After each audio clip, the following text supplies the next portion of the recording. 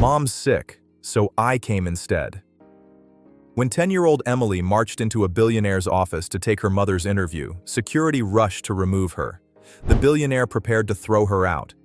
But what he did next was unbelievable.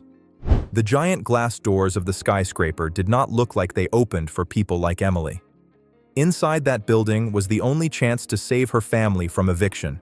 But the interview was in 20 minutes, and her mother couldn't even lift her head from the pillow. The morning light was gray and unforgiving as it pushed through the thin curtains of the small apartment. It highlighted the dust motes dancing in the cold air. The heating had been turned off 3 days ago. It was a choice between warmth and food, and Mary had chosen food for her daughter. In the corner of the room, Mary sat on the edge of the mattress, her body trembling. A deep, rattling cough shook her thin frame, sounding loud in the quiet room. She held a phone to her ear with a hand that was pale and shaking. "Please," Mary said, her voice raspy and weak. "I just need to reschedule. It is just a fever. I will be fine by tomorrow." Emily sat at the small, scratched kitchen table 10 feet away. She was 10 years old, with blonde hair pulled back in a severe, neat ponytail. She watched her mother with eyes that had seen too much worry for such a young face. She chewed on her lower lip, listening to the voice on the other end of the line. Even from here, the voice sounded tinny, sharp, and impatient. "Ms. Davis," the voice on the phone snapped. "Miller Enterprises does not reschedule. We have 50 applicants for this cleaning position. If you are not in the lobby at 9 a.m. sharp, we move to the next name on the list. That is the policy." "But I have been preparing," Mary pleaded, tears gathering in her eyes. "I know I can do the job. I just need 9 a.m. or do not bother coming at all." The line clicked dead. Mary lowered the phone slowly. Her shoulders slumped, and she let out a sob that turned into another violent fit of coughing. She curled onto her side, pulling the thin quilt up to her chin. The fever was burning through her, stealing her strength, stealing her fight. Emily stood up. She walked over to the bed and placed a cool hand on her mother's burning forehead. "Mama?" she whispered. "I'm sorry, Emmy," Mary murmured, her eyes closing. "I'm so sorry. I ruined it. I ruined it all. Sleep now. It's okay." But it wasn't okay. Emily knew exactly how not okay it was. She looked at the calendar on the wall. The date, eviction, was circled in red ink just 3 days away. This job wasn't just a job. It was the difference between this drafty apartment and the shelter downtown. Mary's breathing slowed as the exhaustion and the medicine she had taken earlier finally pulled her into a restless sleep. Emily stepped back. She looked around the room. It was clean, spotless actually. Her mother scrubbed floors for a living, and she kept their home immaculate, even if the furniture was secondhand and the rug was threadbare. On the small dresser stood a framed photograph, the only thing of value they owned. It was a black and white photo of an older man in a uniform. He stood straight, jaw set, eyes kind but fierce. Grandpa Frank. He had been a sergeant in the army. He had died 2 years ago, but Emily still talked to him in her head. "Fear is a reaction. Courage is a decision," he used to tell her. "When the hill gets steep, the soldier keeps climbing." Emily looked at her mother, defeated and asleep. Then she looked at the photo. "I can't let her lose this, Grandpa," she whispered to the empty room. Her gaze drifted to the chair where Mary had laid out her clothes the night before. A clean white blouse, ironed until it was crisp, black slacks, and the leather folder. The folder was old. It had belonged to Grandpa Frank. Inside was Mary's resume. Emily had helped her type it at the library. It wasn't a long resume, mostly diner work, hotel cleaning, and housekeeping. But it was honest. Emily felt a strange sensation in her chest. It wasn't fear. It was something harder. It was a resolve that felt too big for her small body. She checked the clock. 7:45 a.m. The building was downtown, a 40-minute bus ride. Emily moved quietly. She went to her small closet. She didn't have a suit, but she had her church clothes. A navy blue skirt that was getting a little short, a white button-down shirt, and a gray cardigan. She put them on. She pulled her white socks up high and put on her black school shoes. They were scuffed at the toes. She went to the kitchen sink, wet a paper towel, and scrubbed the scuffs until the leather looked as dark as possible. Present yourself with dignity, Emily. Even if you have nothing in your pockets, you have pride in your spine. That was Grandpa Frank again. She walked back to the chair and picked up the leather folder. It was heavy in her hands. It smelled like old paper and tobacco, a smell that reminded her of safety. She scribbled a note on the back of an envelope and left it on the pillow next to her mother's head. Went to the store for soup. Be back soon. Love, Emmy. It was a lie, but a necessary one. If her mother knew the truth, she would try to stop her, or worse, try to get out of bed and collapse. Emily put the key around her neck on a string, took a deep breath, and walked out the door. The city was a beast. That was what Mary always called it. It was loud, indifferent, and fast. Emily sat on the hard plastic seat of the number 42 bus, clutching the folder to her chest like a shield. Her feet didn't quite touch the floor. The bus smelled of wet raincoats and diesel fumes. Across from her, a woman with tired eyes watched her. "No school today, honey?" the woman asked. Emily sat up straighter. "I have an important appointment," she said, using her best grown-up voice. The woman chuckled, a dry, humorless sound, and looked away. Emily looked out the window. The neighborhood of crumbling brick buildings and chain-link fences was slowly giving way to glass and steel. The people on the sidewalks changed too. They stopped wearing work boots and hoodies and started wearing trench coats and shiny shoes. They walked faster, looking at their phones, avoiding eye contact. Emily's stomach gave a nervous lurch. She hadn't eaten breakfast. There hadn't been enough milk for cereal, and she wanted to save the last slice of bread for her mom. Focus, she told herself. Mission objective. The bus hissed to a halt at 4th and Main. "Financial District," the driver grunted. Emily hopped down the steps. The wind hit her instantly. It was a cold, biting wind that whipped around the skyscrapers, channeling through the streets like a wind tunnel. It stung her cheeks and tugged at her ponytail. She shivered, pulling her thin cardigan tighter. She wished she had a coat, but her winter coat had a broken zipper and a stain on the front. It wouldn't look professional. She walked 2 blocks, checking the address on the back of her hand where she had written it in blue pen. And then, she saw it. The Miller Building. It was terrifying. It shot up into the sky, a monolith of black glass and chrome. It reflected the clouds, making it look like a piece of the storm itself had landed on the street. Men and women in dark suits flowed in and out of the revolving doors like a river of ants. Emily stopped at the bottom of the stairs. She felt very small. She was just a kid from the South Side with scuffed shoes and a hungry stomach. What was she doing? She touched the leather folder again. She felt the outline of the paper inside. "I am Mary Davis's daughter," she thought, "and I am Frank's granddaughter." She marched up the steps. The revolving door was heavy. She had to push with her shoulder to get it moving. She stumbled out into the lobby and stopped dead. It was warm inside, and it smelled of expensive coffee and floor wax. The ceiling was 3 stories high. A massive chandelier, shaped like a cascade of falling water, hung from the center. The floor was marble, so polished she could see her own reflection looking back at her, a small, blonde smudge in a world of giants. Security guards in blazers stood by the elevators. A reception desk, made of dark mahogany and spanning 20 feet, blocked the path to the rest of the building.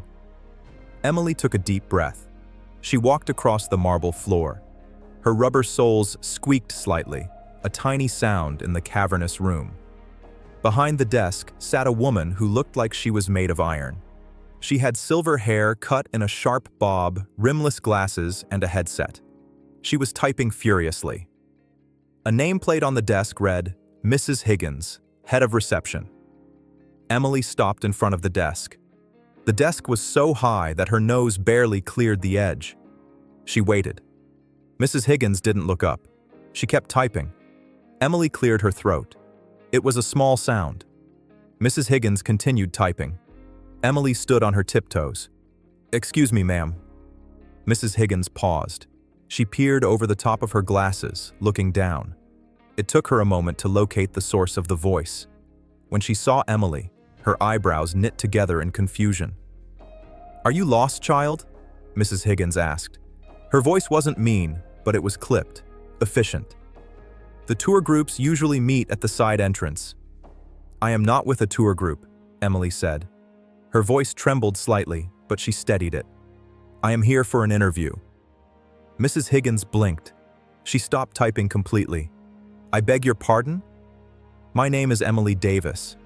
I am here for Mary Davis. She has an interview at 9 a.m. for the cleaning position." Mrs. Higgins sighed. She took off her headset and set it on the desk. "Where is your mother, Emily?"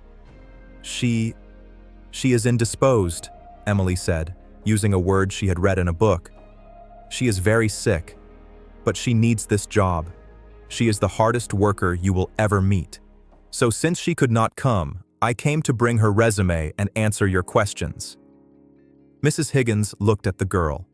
She looked at the cheap cardigan, the scuffed shoes, the fierce determination in the blue eyes. For a second, her expression softened, but then the mask of the gatekeeper slammed back down. "That is very sweet, dear," Mrs. Higgins said, her voice dismissing. "But that is not how this works. We need to interview the actual employee, security protocols, insurance, common sense." "But the man on the phone said if she wasn't here, she would be disqualified," Emily insisted, holding up the leather folder. "I can't let that happen. Please, just take her paper. Just look at it." "I cannot accept a resume from a minor," Mrs. Higgins said, reaching for a phone on her desk. "I'm going to call security to have you escorted out. You can't be wandering around the lobby." "No!" The word burst out of Emily louder than she intended. Several people in the lobby turned to look. Emily felt her face heat up, but she didn't back down. She remembered the eviction notice. She remembered her mom coughing. "Please," Emily said, her voice dropping to an intense whisper. "You don't understand. My grandpa fought in the war. He taught me that you don't leave people behind. My mom is good, she's honest. She needs a chance. Just one chance." Mrs. Higgins hesitated. Her hand hovered over the phone. "What is all this noise?" The voice came from behind Emily. It was deep, resonant, and sounded like gravel grinding together. Mrs. Higgins's eyes went wide. She immediately stood up, straightening her blazer. "Mr. Miller." "Good morning, sir. I apologize for the disturbance. I was just handling a situation." Emily turned around slowly. Standing there was a man who seemed to take up all the air in the room. He was older, perhaps in his late 60s. He wore a charcoal suit that fit him perfectly. His hair was white, thick, and combed back. But it was his face that was terrifying. It was a face carved from granite, lined with deep creases. His eyes were dark and sharp, like a hawk searching for a field mouse. He held a takeaway coffee cup in one hand and a stack of papers in the other. He looked down at Emily. "A situation," the man repeated. He looked at Mrs. Higgins. "Since when do we have children shouting in the lobby, Martha?" "She was just leaving, Mr. Miller," Mrs. Higgins said quickly. "She came to, well, she claims she is here for a job interview." The man, Robert Miller, the billionaire owner of the building and the company, looked back down at Emily. He didn't smile. He didn't look amused. He looked annoyed. "A job interview," Miller said flatly. "You look a little young for the actuarial department." Emily felt her knees shaking. This was him, the boss, the man who owned everything. If she messed this up, it was over. She swallowed the lump in her throat. She gripped Grandpa Frank's leather folder so tight her knuckles turned white. "I'm 10, Emily said. She forced herself to look him in the eye, just like Grandpa said. "And I'm not here for the the math job. I'm here for the cleaning job." Miller raised an eyebrow. Is that so?" "Yes, sir," Emily said. "My mom, Mary, was supposed to be here, but she's sick, and your man on the phone said she'd lose her spot, so I came." Miller stared at her. The lobby had gone quiet. People were pretending to look at their phones, but they were all listening.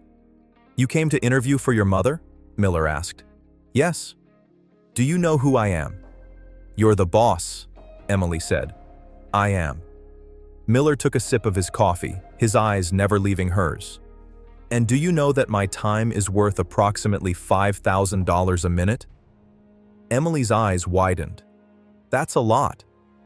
"It is. So, give me one reason why I shouldn't have security put you on the next bus home and go about my day." Emily felt the panic rising. She thought about the cold apartment. She thought about the empty fridge. She thought about the medal hidden in her grandfather's drawer, the Purple Heart he never wore. She took a step forward. She held out the leather folder. "Because," Emily said, her voice clear and ringing in the silent lobby, "my mom isn't just a cleaner. She's a soldier too. She fights every day just to keep us safe, and she never complains. Not once. If you want someone who will quit when it gets hard, hire someone else. But if you want someone who will do the work no matter what, you need to look at this." She thrust the folder toward him. Miller looked at the battered leather. He saw the scuff marks on the girl's shoes. He saw the fraying cuffs of her cardigan. And then he looked at her face, a face full of terrifying, desperate hope. For a long moment, nobody moved. Then, slowly, Robert Miller reached out and took the folder. Robert Miller held the folder. His fingers, manicured and strong, brushed against the worn leather. He didn't open it immediately. Instead, he looked at Emily. He was assessing her, the way a general assesses the terrain before a battle. "Follow me," he said. He turned and walked toward the bank of elevators. He didn't check to see if she was coming. He just assumed she would. Mrs. Higgins gasped. "Mr. Miller? Sir? You have the board meeting in 10 minutes. Mr. Halloway is already waiting." "Halloway can wait," Miller rumbled without breaking stride. Emily scrambled to catch up. Her rubber soles squeaked on the marble. She clutched her cardigan tight, her heart hammering against her ribs like a trapped bird. She passed the security guards, who looked confused, but stepped aside instantly for their boss. They stepped into the elevator. It was unlike any elevator Emily had ever seen. There were no buttons, just a sleek glass panel. The walls were mirrored. Emily saw herself reflected endlessly. A small, terrified girl in oversized clothes standing next to a titan of industry. The doors slid shut, sealing out the noise of the lobby. The silence was heavy. Miller pressed a spot on the glass panel. The elevator began to rise, smooth and fast. "You said your grandfather was a soldier," Miller said. He didn't look at her. He stared straight ahead at the steel doors. "Yes, sir," Emily answered. "Sergeant Frank Davis." Miller's eye twitched, just a fraction. "Army?" "Yes, sir, infantry." "And he taught you to march into office buildings and demand meetings?" "He taught me that you don't retreat just because the enemy is bigger than you," Emily said. She remembered the quote perfectly. It was written on the back of the photo in her room. He said, "Size is just geography. Spirit is what takes the hill." Miller slowly turned his head to look down at her.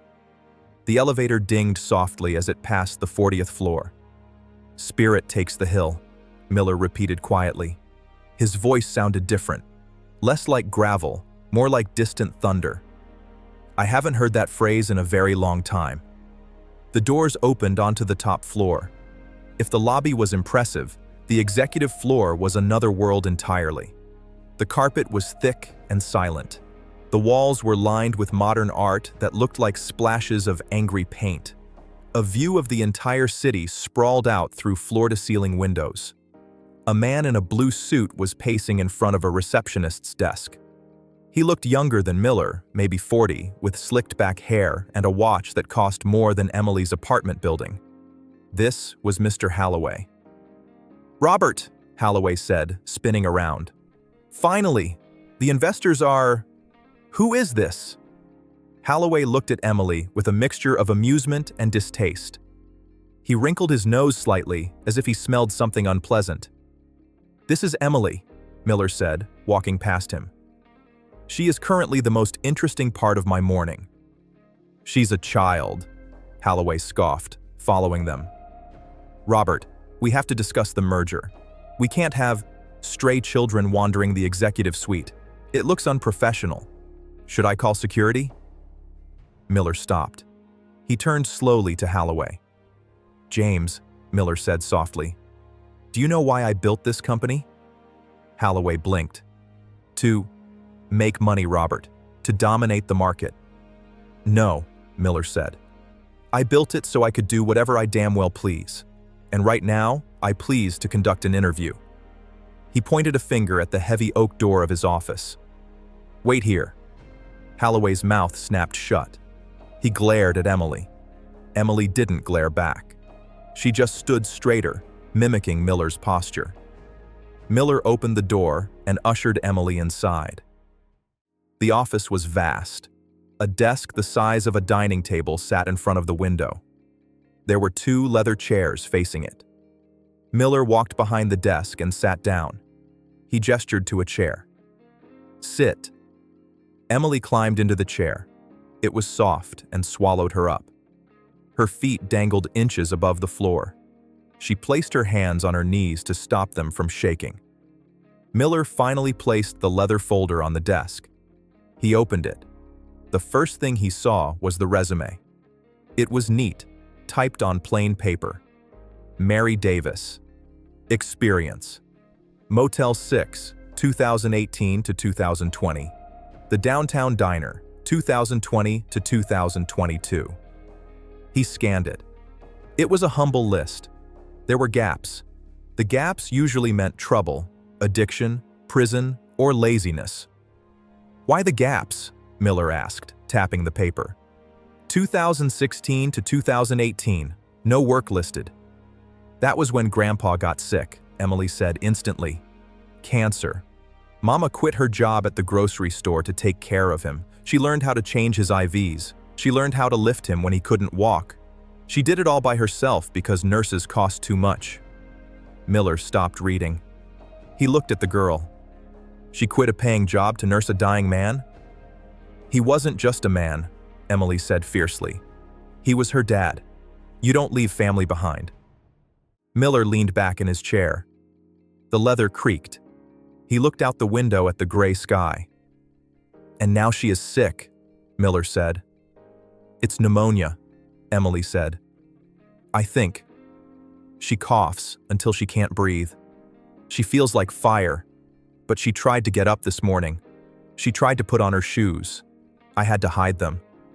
"You hid her shoes?" "Yes. If she came out in the cold, she would get worse. But we need the money. The landlord put the red paper on our door." "The eviction notice?" Miller noted. "Yes, 3 days."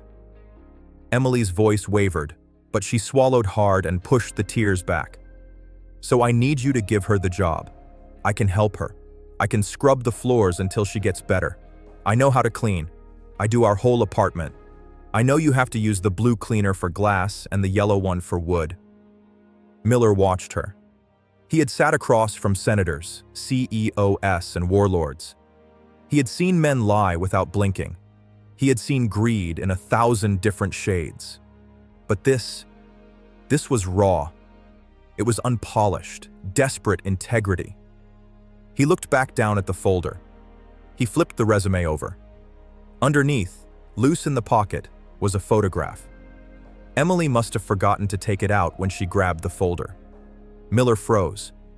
His hand, usually so steady, trembled slightly as he reached for the photo. It was an old black and white picture. A group of young men in muddy fatigues standing in front of a Jeep. They looked exhausted, dirty, and young. Miller picked it up. He squinted at the faces. "That's Grandpa," Emily said, pointing to the tall man on the left. "Sergeant Frank." Miller didn't speak. His eyes moved from the face in the photo to the girl sitting across from him. He looked at her chin, the stubborn set of it. He looked at her eyes. Bright blue, intelligent, fearless. He looked back at the photo, but he wasn't looking at Frank.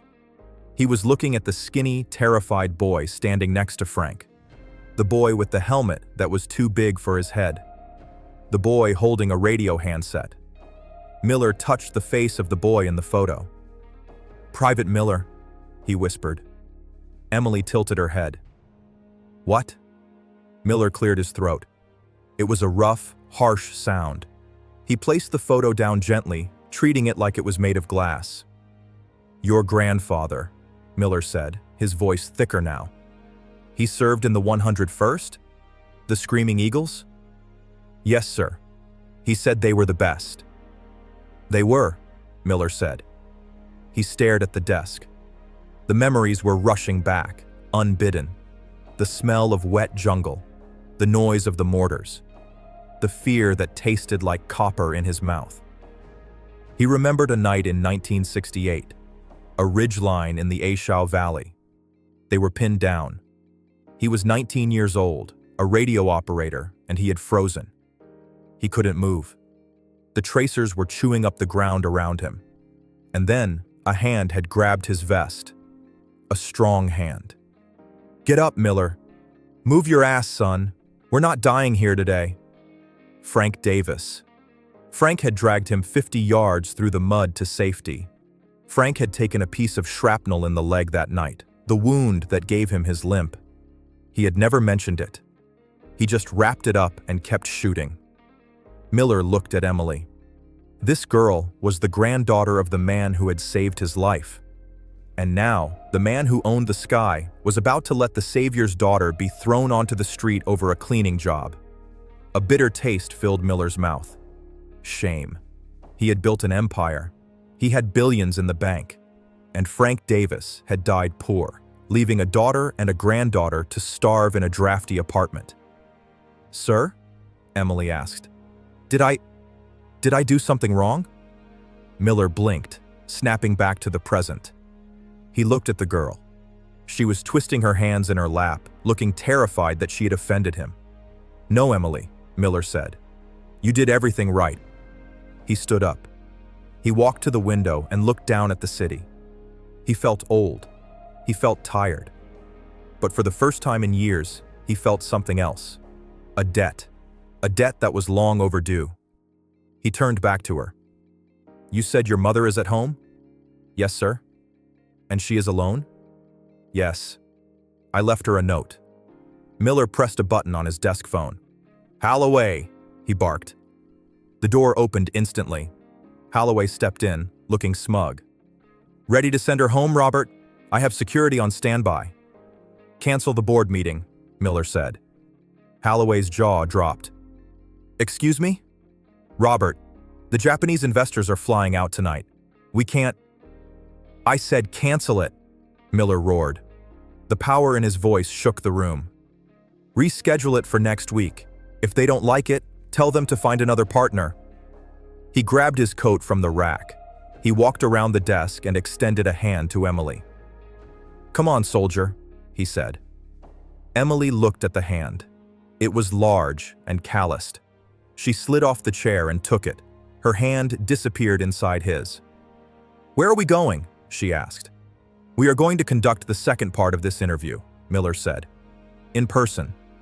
"But my house is— It's not like this," Emily stammered, looking around the office. "It's small, and the heater is broken." Miller's face tightened. The thought of Frank's family freezing made his blood boil. "Then we will fix it," Miller said. He led her out of the office, past a stunned Holloway. "Robert, are you insane?" Holloway called after them. "Where are you going?" Miller didn't turn around. He walked Emily to the elevator. "I am going to pay a debt, James," Miller said as the doors closed. "A very old debt." The car was a black sedan, long and shiny. The seats were heated. Emily sat in the back, sinking into the leather. She had never been in a car that smelled like new shoes. Miller sat next to her. He was on his phone, barking orders. "Get Dr. Aris to the south side. I don't care if he's in surgery, get his partner." I want a pulmonologist at this address in 20 minutes. And tell the heating company I want a technician there too. Priority 1.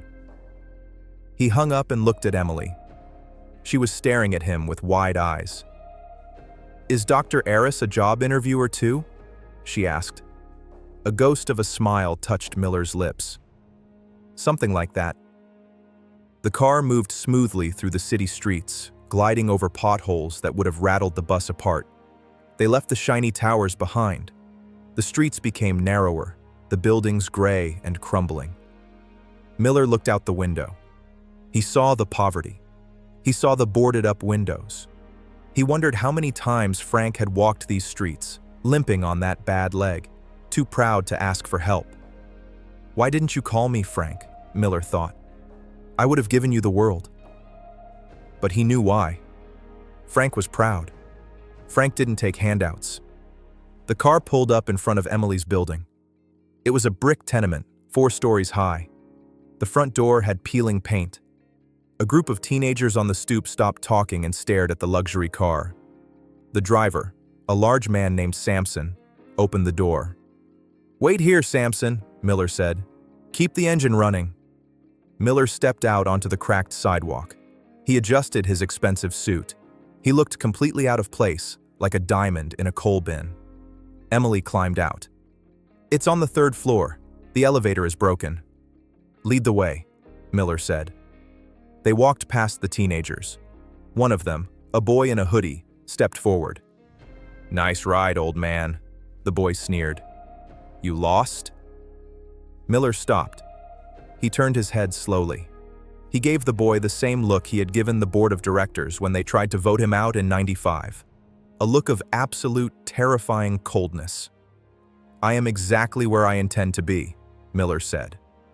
Step aside, son.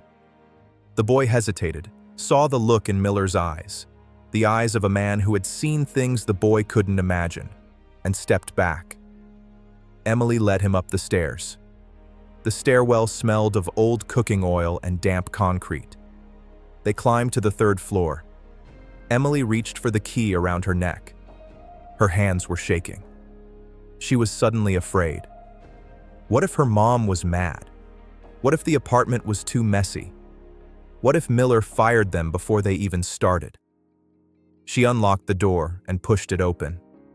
The apartment was freezing. It was colder inside than it was in the hallway. Mama? Emily called out softly. There was no answer. Panic flared in Emily's chest. She dropped her grandfather's folder and ran toward the bedroom. Mama! Miller followed her, his heavy footsteps thudding on the thin floorboards. They entered the bedroom. Mary was lying on the bed, tangled in the sheets. Her face was flushed a deep, unnatural red, but her lips were blue. She was shivering violently, her teeth chattering with a sound that filled the room. She won't wake up, Emily cried, shaking her mother's shoulder. Mama, please! Miller moved instantly. He pushed past Emily, not roughly, but with urgency. He stripped off his expensive charcoal suit jacket and threw it over Mary. He placed the back of his hand against her cheek. She's burning up, Miller said grimly. Septic fever. He turned to Emily. The little girl was standing by the bed, tears finally spilling over, her bravery cracking under the weight of her mother's silence. Emily, Miller said. His voice was sharp, commanding. I need you to be a soldier right now. Can you do that? Emily sniffed, wiping her nose on her sleeve. She looked at her mom, then at Miller. She nodded. Good. Go to the bathroom. Get a towel. Wet it with cold water. Bring it here. Emily ran. Miller pulled his phone out. He dialed Samson. Forget the doctor coming here, Miller barked. We're bringing her down. Call the hospital. Tell them Robert Miller is coming in with a critical patient. I want a trauma team in the bay. Now. He hung up. He looked down at the woman in the bed. She looked so much like Frank. The same nose, the same chin. Hang on, Mary, Miller whispered. I got you. The cavalry is here. Emily ran back in with the wet towel. Miller took it and gently wiped Mary's forehead. Samson is coming up to help me carry her, Miller told Emily. "We are taking her to the hospital." "But," Emily's voice was small, "we don't have insurance. The hospital said last time." Miller looked at the child. He reached out and placed a hand on her shoulder. "Emily," he said, "you let me worry about the bills. Your job is to hold her hand. Understood?" "Yes, sir." Samson, the driver, appeared in the doorway, filling the frame. He was a giant of a man. "Sir?" "Wrap her in the quilt, Samson. Gentle. She's fragile." As Samson lifted Mary as easily as if she were a doll, Miller saw something on the bedside table. It was the note Emily had left. "Went to the store for soup." And next to it, a small, worn Bible. Miller picked up the Bible. He opened the cover. Inside, in faded ink, was the inscription, "To Mary. Faith is the evidence of things not seen. Love, Dad. Da Nang, 1969. Miller closed the book and put it in his pocket. He looked at the empty, cold room one last time. "Let's go," he said. The emergency room sliding doors blasted open. It wasn't the usual entrance. Usually, you walk in, take a number, and wait for 6 hours while holding a paper cup. But not when you are with Robert Miller. Dr. Aris, the chief of medicine, was waiting at the doors. He was a tall man with gray temples and a serious face. He didn't look at the insurance forms. He looked at Miller. "Trauma 1 is prepped, Robert," Dr. Aris said. "We have the infectious disease specialist en route." Samson carried Mary in. She looked so small in his arms, wrapped in the expensive quilt like a broken bird. Emily ran alongside them, her hand clutching the edge of the quilt. "It's okay, Mama. We're here. The fancy doctor is here." They swept through the hallways. Nurses stepped back. Orderlies stopped their carts. It was a phalanx of power moving through the sterile white corridors. They reached the trauma room. A team of nurses in blue scrubs swarmed Mary. "Oxygen saturation is 82%, a nurse called out. "BP is dropping, 70/40. "She's septic," Dr. Aris barked. "Start 2 lines. Broad-spectrum antibiotics. Get the cooling blanket." A nurse gently pushed Emily back toward the door. "You have to wait outside, sweetie. Let us work." Emily dug her heels into the linoleum. "No, I have to stay. She doesn't like the dark. She gets scared." Miller stepped forward. He placed his large hands on Emily's shoulders. He didn't pull her away. He just held her steady. "Emily," he said. His voice was low, cutting through the beeping monitors and the shouting. "Stand down, soldier." Emily looked up at him, tears streaming down her face, cutting tracks through the grime on her cheeks. "But she's all I have," she whispered. "If she goes, I'm by myself." The fear in her voice broke Miller's heart. It cracked the granite shell he had built around himself for 40 years. "She is in the best hands in the world," Miller said. "And you are not by yourself. You are with me." He gently guided her out of the room. The heavy doors swung shut, cutting off the view of Mary's pale face. The private family waiting room on the 4th floor was quiet. It didn't smell like a hospital. It smelled like lavender and silence. There was a coffee machine that ground fresh beans, and the chairs were soft leather. It had been 4 hours. Emily sat in a chair that was too big for her. She had her knees pulled up to her chest. She was still clutching the leather folder. Miller stood by the window, looking out at the parking lot below. He had loosened his tie. He had rolled up his sleeves. For the first time in decades, he looked like a working man, not a statue.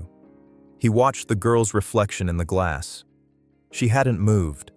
She hadn't asked for food. She just watched the door.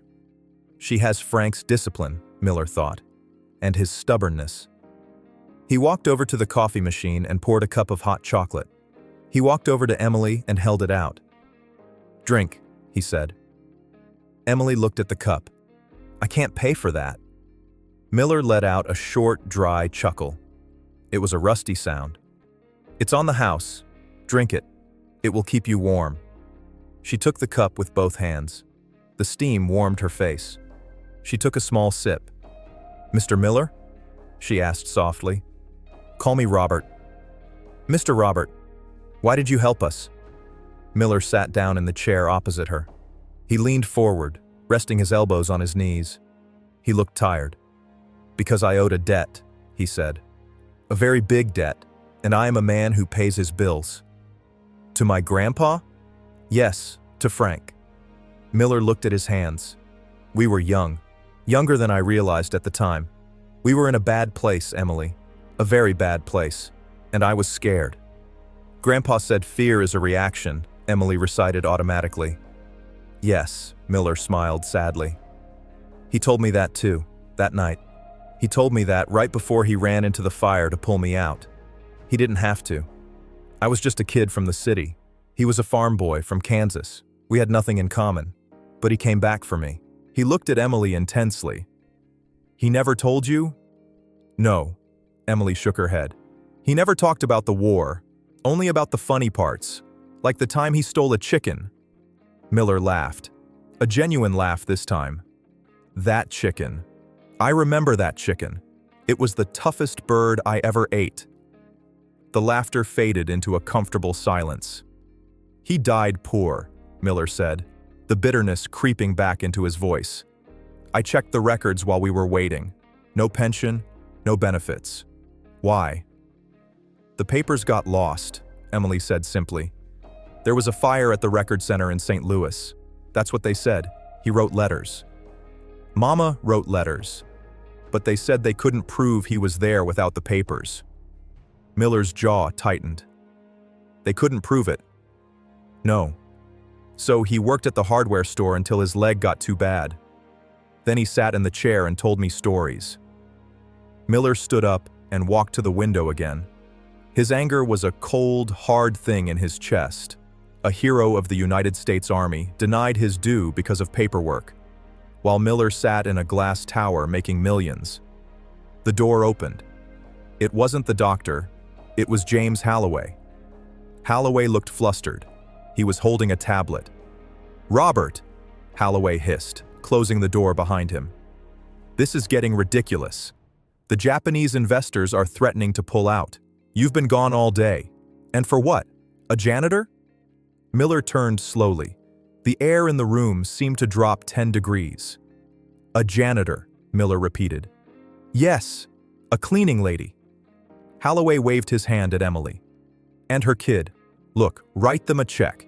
Give them $5,000. That's a fortune to people like this. Then let's get back to the office." Emily shrank back in her chair. She felt the shame burning her cheeks. People like this. Miller walked toward Halloway. He walked calmly, but there was a menace in his stride that made Halloway take a step back. "James," Miller said softly, "do you know what this girl did today?" "She interrupted a meeting?" "She walked into a lion's den to save her mother," Miller said. "She showed more courage in 10 minutes than you have shown in your entire Ivy League career." "Robert, be reasonable." "I am being reasonable.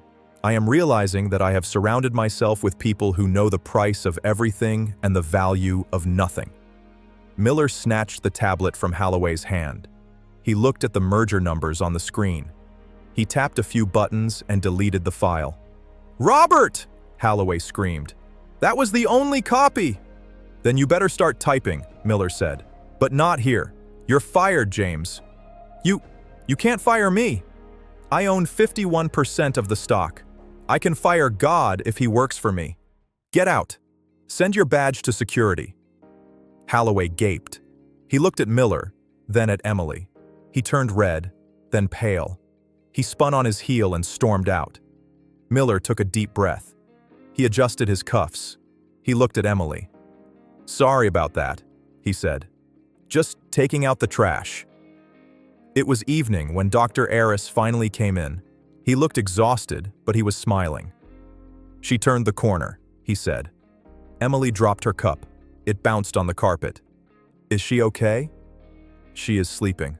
The fever broke about 20 minutes ago. The antibiotics are working fast. She's strong, your mom. She has a fighter's heart." Emily let out a sob, a loud, ugly, wonderful sob of relief.